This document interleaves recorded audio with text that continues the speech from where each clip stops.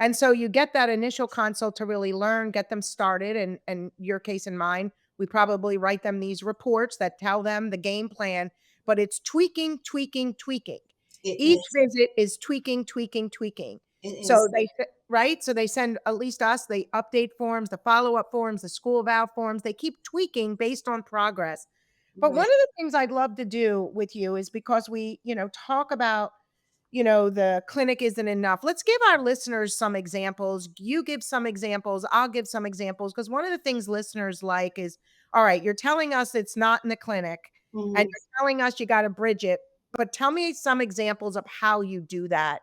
And the same with, how do we train a parent? And we can both give examples. So Mhm. you can go first. I can go first. Oh, whatever you say. Yeah, go ahead. Like, let's give examples to our listeners about some of the things you do in terms of taking it from the clinic that you learn about them, Mhm. talk about into a specific setting.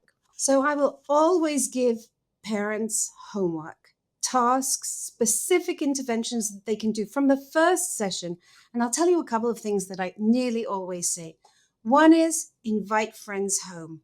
And when you invite friends home, make sure that you understand how to do gradual exposure. Perhaps your child won't talk initially to the friend, but he might listen to some videos. He might talk to you. You might be able to play a game and there's a bit of whispering.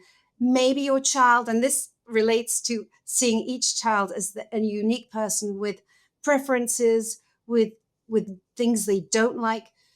Perhaps jumping on a trampoline in the garden. That's what relaxes the child. And just have a session where you're jumping on the trampoline and then you're playing a game that requires speech, that the child can talk to you, the parent, or to a sibling, and the friend is there. That's one example of taking the understanding from the clinic to the home. And yeah, and another thing that I always tell parents straight away is to video and record. If the child is not very opposed to it, we do it all the time. We have our phones on us all the time, and it's something people do. And when you have videos of your child in their comfort zone, in their home, where they are talking, playing, interacting to whatever level that they do at home, and you can bring that video into a place where they don't talk, that's a fabulous first exposure of bringing their voice. Of course, you have to do it with caution. You have to do it in a way that it's not going to be too much, that it's going to slightly raise the roof of their comfort zone, so that they'll be able to do it, and they will have done something that perhaps they have never done, to have their voice heard with grandparents, with a teacher. So those are two examples that I nearly always will. So do you tell the child that? Because what I do is, I don't do that like all the time. So, like, for example, when I'm thinking about the social communication bridge, I use augmentative devices as a transitional stage. But what if the child is very resistant? How do you deal with that? Because to me, I'm always about, I mean, if they're 3 or 4, maybe it's a bit like different, but even then, like, what do you do if a child is like, "No, I'm not gonna tape my voice?" Then I guess you just don't do it. On the whole, you don't do it. If you do it in a playful way, and one of the techniques is sensitization, is desensitization. It's small steps towards speech, and which is exposure or systematic desensitization. And you can usually find a smaller step to begin with when there is resistance. Sometimes there is, and then we're not going to use recordings.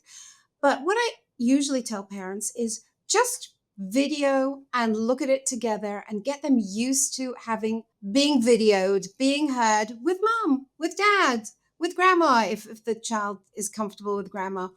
And then once they have got used to being videoed, being heard, then you can take it one step further.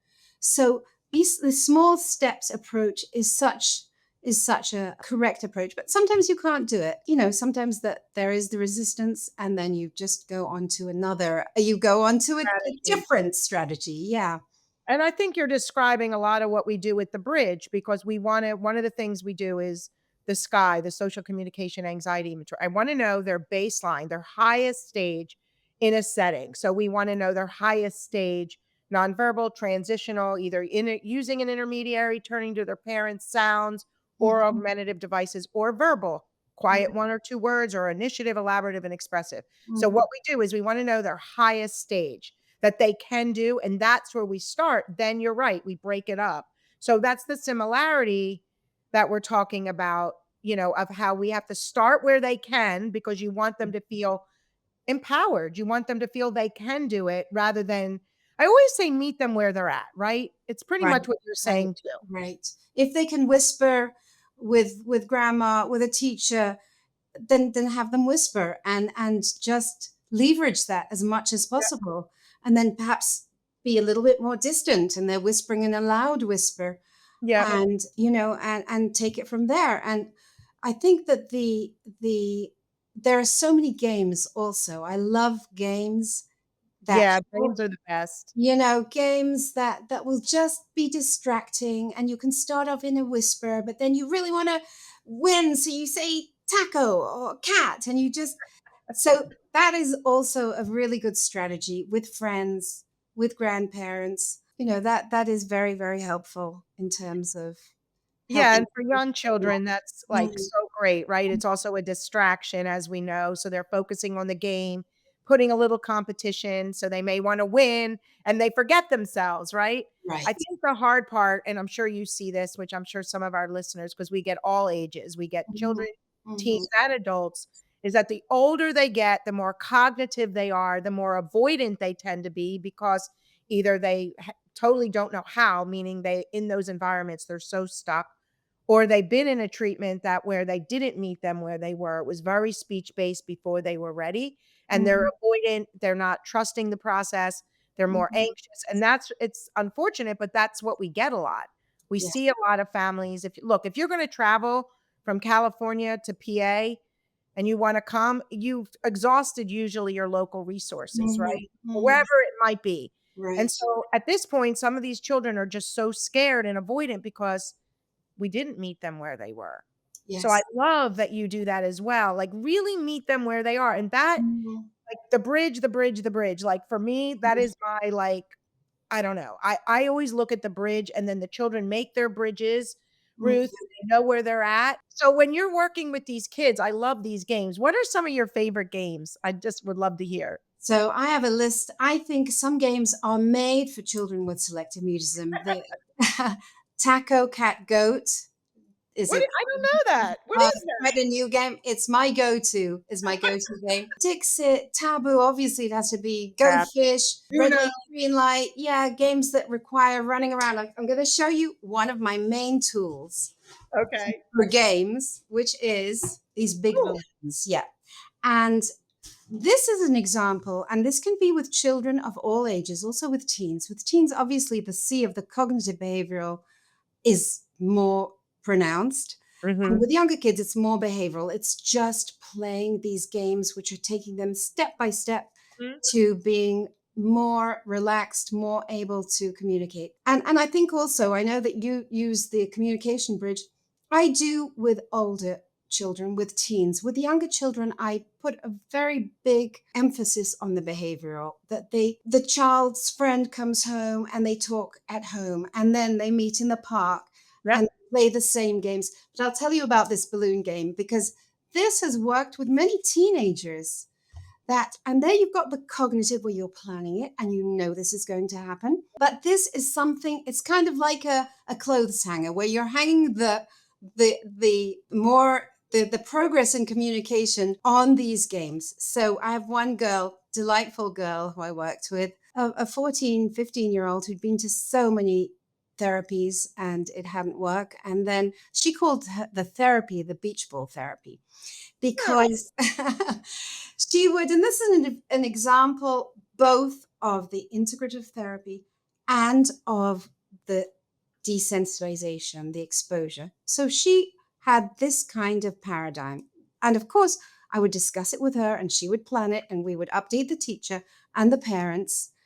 And we would use a lot of cognitive behavioral techniques, also the mindfulness and the meditation. But those techniques don't talk to everybody, even older teens. So this was the paradigm. She would send a recording to a friend, and this is quite, these elements happen with many teens with me. She'd send a recording to a friend, or the friend would send a recording to her on her phone with a question. She would answer the question. And that would be the first time that her voice would be heard by the friend Mm. without her present. Then she would come to her house whenever possible, and they would listen to it together. And then we did sliding in with the teacher. So she was already talking to the teacher, a small, delightful school. And then in the school, the teacher, together with the child with whom she hadn't talked, they would listen to the recordings and then throw the ball one to another and start off with sounds. This is a little bit like your ritual speech. Yeah, like the fun use of sounds. The fun Right, use of sounds. Okay. The ritual sound approach is a very ritualistic process, but it could be a step in it. So it right, sounds like it's fun use of sounds, which I'm loving. So transitional stage. Go ahead. I'm loving this. right. And then throwing the ball. I Yep. love these big balls because you have to kind of Yep. loosen up and find the ball, and that's very conducive to feeling more relaxed. Then starting off with sounds like Yep. Yep. and moving on to animal sounds. So it might be a mouse, it might be a snake, it might be a dog or a lion, which is rare. So you're not actually projecting your voice.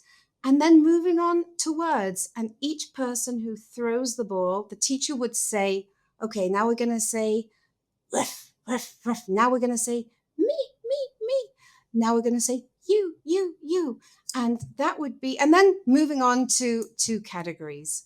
So that is a combination of a game, Yep. but you're going step by step, starting off by sharing. She would share her voice, then the friend coming home, and then moving it to the school with a key worker.